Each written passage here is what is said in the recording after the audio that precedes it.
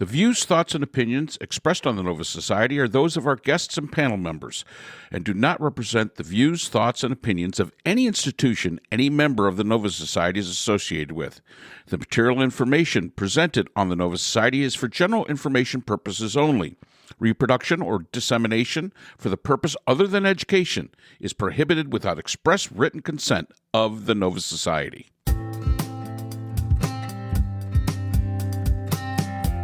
We'd like to welcome everyone back to the Nova Society, and today we continue our discussion from listener emails about the recent Trump-Biden debate and the fallout from that debate.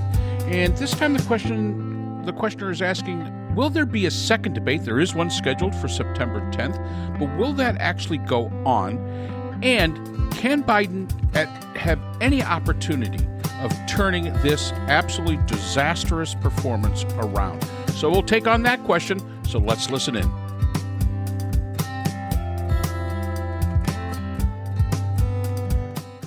And on to question number 2, which is interesting, that as we know, Trump, whenever he opens his mouth, and that was certainly throughout the debate. So, all the lies and the conspiracy theories and whatnot. And the question is, and we've already really touched upon this, will this excuse Biden's poor performance? Okay, I'll start. No. I mean, we know that Trump is a liar, and he proved that. So, again, we didn't come out of this debate thinking anything that we didn't think beforehand. So, in a sense, maybe it is kind of moot. Would you prefer to have a liar, conspiracy theorist, a lunatic, who's robust, or would you prefer to have the frail old guy who's clearly not, but at the same time is at least sane? I know where I stand on that, but I'm not the country. I've never been a supporter of Donald Trump, and I never will be. No. And my take is I would vote for a turnip before I'd vote for Donald Trump. And again, I always come back to the fact that no matter a president of the United States is a big country, and there's a lot of things going on in it. And what is truly important is who you put into those positions in your cabinet, who you put into those positions. They're the ones that actually, yes, you give the direction, you give the overall ideology and policy of what the administration is going to be. And yes, you are the final deciding factor. There's no doubt about that. But any good administrator will tell you, and I'll use McDonald's as an example. McDonald's could get rid of their CEO tomorrow and not replace him for 8 weeks, and McDonald's will go along just perfectly fine. You lose the burger flippers for 6 weeks. McDonald's goes under. It is the people that are in the administration, the Pete Buttigieg's, again, Merrick Garland's. There's so many very good people in the administration. And now I look at it, and again, most Americans don't think in these terms. They don't think about this. Who's in the administration? Who would be in Biden's second administration? The good people who have a brain, or the Trump administration? The basically letting the crazies out to do whatever they want. You're going to get Steve Bannon. You're going to get Stephen Miller. You're going to get General Flynn. You're going to get these absolutely crazy people are going to be in this, and that is something. But I do understand that Americans don't see it in this kind of vein. Also remember, Trump always hired the best people. That's all we ever heard. I hire the best people. Look at all the people that worked for him in these big top positions, and look how they turned on him. And I know that he's going to go, oh, that's victimhood. They were stupid. Rex Tillerson was a complete moron, didn't know anything. The man was the head of ExxonMobil. You don't get to be the head of ExxonMobil if you're a moron. I'm sorry. A moron gets themselves a casino where other people pay you money and they don't get much back and goes bankrupt. That's a moron. Now, who might that be? So, yeah, they've got to look at it in this vein. people have to look at it. No president has ever run the country single-handed. Lincoln didn't do it. None of them did it. George Washington didn't do it. They all relied on the people that they brought in to help run, the cabinet members and the people, the head of the agencies that actually make this country run. And that's an important thing for us to consider. So just listen to Steve Bannon. Just listen to Stephen Miller. Just listen to Flynn. Just listen to some of these other crazies, Gorka, who I'm not even sure if he's actually a doctor of anything. Just listen to these people and, make your choices from that. The smart president is the one that puts good people in because he knows he can't run the country by himself because we're just too big. And speaking of that, we'll have Supreme Court justices with Thomas is getting on in age, Clarence Thomas, and is it Alito who's getting on in age, 74, 73 respectively, I think. They would probably retire. And you can look at, for example, Eileen Cannon, whom Trump also appointed to the bench, and apparently looking at her handling of Trump's case, but also the fact that, according to my understanding of what attorneys and other justices are saying about her, she is unqualified to be on the bench. Period. And Trump nominated a number of justices to the federal bench who are unqualified the way Cannon is. So it's not, I mean, that's going to, and these are lifetime appointments. And so he changed the tenor of the judiciary. We have to ask ourselves, as you said, Mark, what is this country going to look like? And who is the president surrounding himself with? So, Scott?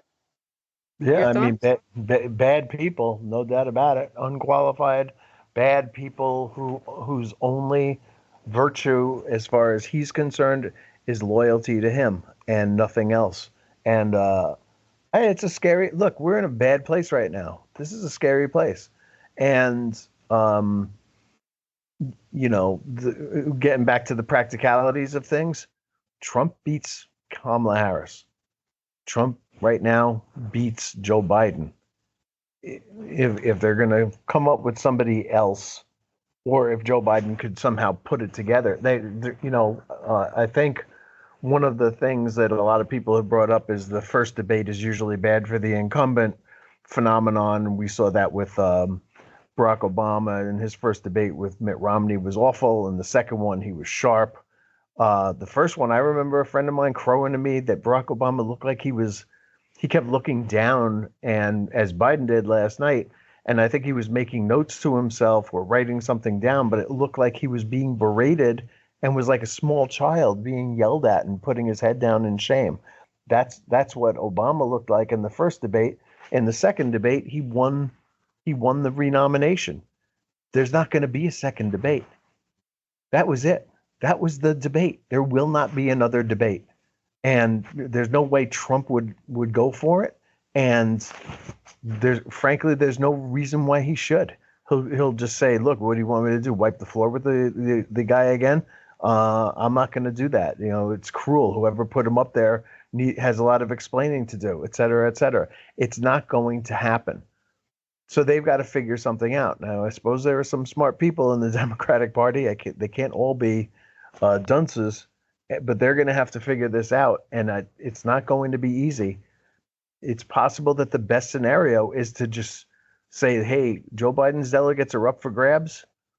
A whole bunch of people go out there and start debating, and we'll see if we can figure this out by August 19th, which is when the Democratic convention is. I mean, that's crazy. Right? It gives you a month, basically, to weed out who knows how many people would step in to do this. But, that's the most democratically sound thing to do, as crazy as it sounds. Or, again, the scenario that I said, he has picked successor. He's going to grant him the vice president of his choice somehow explain it to Kamala Harris, and hope that especially women and black women aren't so offended by it that they run to the other side, because that will happen. Why is the black woman getting passed over is something that Democrats have to contend with. Hey, it's a mess. Was that the question that you asked? Sorry, I keep coming back to this scenario. Yeah, I was just. What do you want? What do you want me to answer, Brooke? Yeah, no, that's fine. I mean, that was it just what we are in a mess. I was thinking that there might be a second debate and another opportunity. Not gonna happen. Mark, do you think there'll be another debate? Well, according to Biden's advisors, he's ready to debate in September. And I agree. It's sort of like, what was it, the Ali fight, the punch that was never thrown? Yeah, Trump has no need to debate again. He wants this to be the lasting impression, and that'd be fine. Now, I agree it was going to be a very hard conversation with Kamala Harris. Extremely hard conversation with Kamala Harris. But, now you got to do a little bit of that maneuvering, and you got to kind of do a little bit of maneuvering here. Right now, you have the Senate, and you need to go and talk to Sotomayor and say, Sonia, it's time you step down, please. You please help us here. Time you step down. You're a brittle diabetic. You're 70 years old. Can you please? Then go to Kamala Harris and say, hey, Kamala, but you're going to be the next Associate Justice of the Supreme Court. That'll make a lot of people happy. Yeah, we talked about this scenario. We talked about this before. So you get the Senate to fast track it through, just like they did Comey Barrett. Mm-hmm. Fast track it right on through. And then now you don't have to have that hard conversation, because Kamala, you're a lawyer. You probably would rather be an Associate Justice of the Supreme Court than, a politician. I mean, this is in your wheelhouse. We think you're going to be and you're going to be confirmed, no doubt about it. It's going to be close, but you're still going to get confirmed. And basically, move forward in that way. That solves the Kamala Harris issue. That solves a whole bunch of issues. And then again, I think Scott's right. I don't think Joe Biden can go into the convention and say, well, I'm just giving my delegates to whatever. I think he's got to do something within the next, I'd say, week to 10 days and say, listen, I'm bowing out. Bring all those people together. And again, let the free for all. Because remember, yes, is this going to be a mess? It would be a mess. But there's so many people, and I say this all the time, people do vote for candidates, but more people vote against. And if the Democrats put somebody up decent, they will vote against Trump, and Trump will lose again. The only person that might have really been helped other than Trump a little bit out of this is probably any third-party candidate, because I don't like Trump, not going to vote for him. Biden basically proved that he's not up for the job. Either that or I'm going to vote for none of the above. Maybe none of the above. So if your name is none of the above, you might have a chance to win the presidency. I mean, this is how they get out of it. This is how they get out of it. There's no there's no other way. This is how you get elected president. This is no, not me. But this is how they could get out of it. And I just don't see any other option. This is what you've got, guys. Right. So this sort of segues into our next listener question, which is that, Scott, this one mentions you, that you had said that Trump wouldn't debate, and he did. And so do you think that, yeah.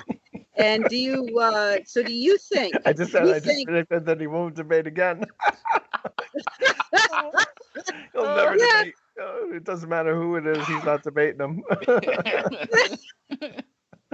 right. So do you think that Trump's That's showing win the up? World Series. Do you think that Trump showed up helped him? I think Trump showed up, helped him with his base, who doesn't seem to care that all he does is tell lies. I don't know what to make of that either. Trump probably didn't win the middle last night. But maybe he didn't have to. Maybe his base is enough. Because if you're happy with Trump's performance, you're crazy. That was insane. I mean, the things that he was talking about last night include some of the crazier things that you hear on the internet. Aborting a fetus after it's born. It's not a fetus anymore. It's a living thing. It's a living human being. Nobody is aborting a baby. Nobody's still, killing a baby, which he's repeated numerous times. Everybody wanted Roe overturned. I mean, that's just crazy talk. The justices who he appointed, all three of them, plus a couple of other ones who were there before, lied about Roe, because they wouldn't put them. The senators wouldn't confirm them if they didn't lie about it, and they did. And they said, "Yeah, stare decisis and precedent and 50 years of precedent and so on and so forth." They just lied through their teeth. Millions of people, like what was it, 18 million, I think he said, of people in illegally in the country, most of them from prisons or mental institutions. What was another one? Food prices. Sounds like his cabinet. Yeah, I mean, it's like, I think he told, what was the debate, an hour and a half, 30 lies in that time. It was just the craziest pouring out of insane things, but his people love it. And they believe it because it's on Fox News every night. And they love that stuff. And if you say to them, "But aren't you disturbed by the fact that he's constantly lying? Are you disturbed about the fact that he's friends with Vladimir Putin and discussed the invasion of Ukraine before it happened, while he was no longer the sitting president of the United States, a violation of, what is it, the Logan Act?" It just, and they don't care. They don't care. So his base is fine. Anybody in the middle, just kind of, the double haters who hate both of them, they got confirmed that they're hating for a good reason, So I think the first poll that came out was that Trump won the debate. Okay, he won the debates. I think it was 67-33 or something like that. And yeah, well, I mean, he won the debate because he looked like a living, breathing human being, and the other guy looked like a dead fish. It was just a brutal night for America. I mean, right now, if China doesn't invade Taiwan today, they've missed their window. They're going to be kicking themselves years from now going, "Man, why didn't we invade Taiwan? They didn't have a leader. The other guy is crazy and would just kind of say, yeah, you have it, you got to take it. It's all good. Putin should be crossing borders into NATO territory. I mean, the country right now, today, this morning, for however long it's going to take to get out of this, is in the worst shape we've ever been in. Mark, what do you think? I think that Scott does not make any predictions about how the Mets are going to finish this year. But hopefully, they've been in the series. Yeah. Oh gosh, there they go. Anyway, I mean, yeah. I did not see, and I said this when Scott made the prediction. I don't see what the potential downside was, or the potential benefit was to Trump to do the debate. So I thought maybe, yeah, it's possible that he was going to back out. But if there was something that was going to be an upside, it was last night. And Scott, I'm agreeing with Scott down the line in that his base doesn't care what's being said. His base, you didn't hear, again, no substance, no policy, lie after lie after lie after lie. Talking point after talking point after talking point. And they're going to be magnified when you go to Fox, they're going to be magnified when you go to OAN, they're going to be magnified when you go to Newsmax. And again, the base wants that. That's what they want, and that's what they're getting. They're getting a reality TV show. They're getting Honey Boo Boo. That's what they want. And Trump is giving that to him. I believe that Trump was going to debate only because I don't think there's a single TV camera that Trump has ever met that he didn't like. It's an opportunity to just blovate and get out there and say whatever he wants and fire up that base that he has. The idea of Biden debating, yeah, he had the opportunity to show that he was, still had a pulse. Did he show that he didn't? No. I mean, I think sometimes it goes a little overboard as to when we evaluate these things because we evaluate them from perspectives of expectations. But the fact is that Biden didn't perform, which was terribly important to the audience. And let's remember, we're in the presidency. The election of the presidency is a popularity contest that revolves around perceptions that people have.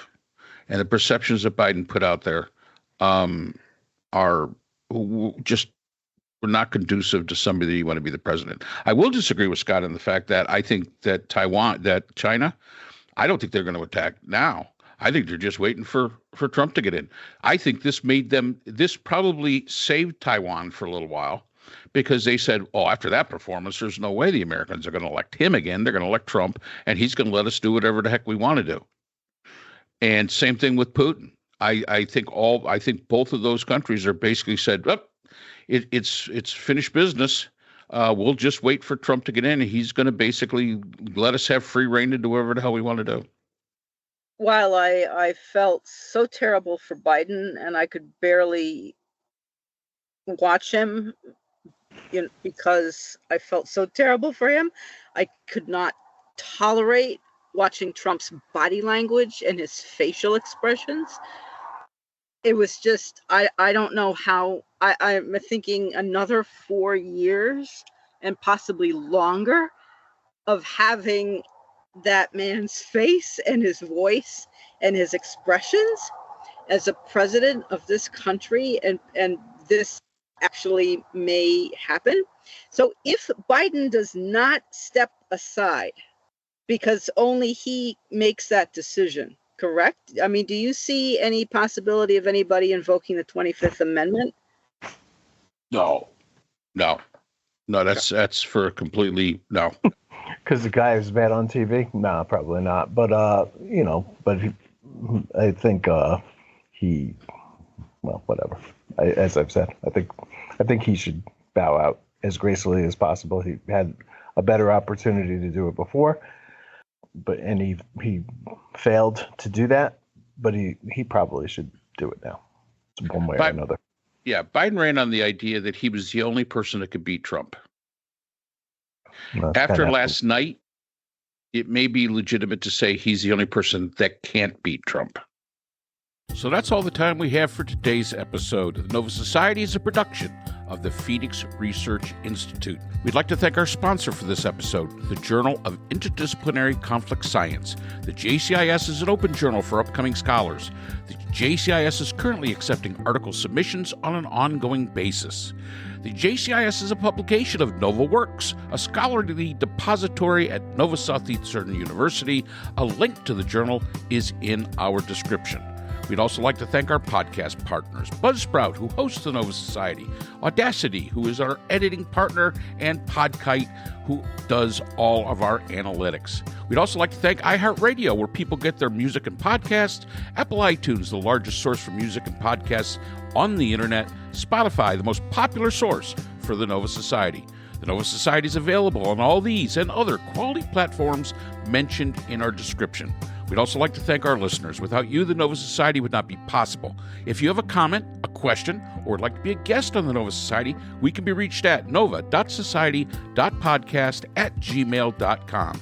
Always remember, the power of society is knowledge. So for Dr. Scott Gershwer, Dr. Brooklyn Ann Weldon, Dr. Priscilla Hobbs, and all of us here at the Nova Society, I'm Dr. Mark Bound. Be well, and we hope to see you again next time.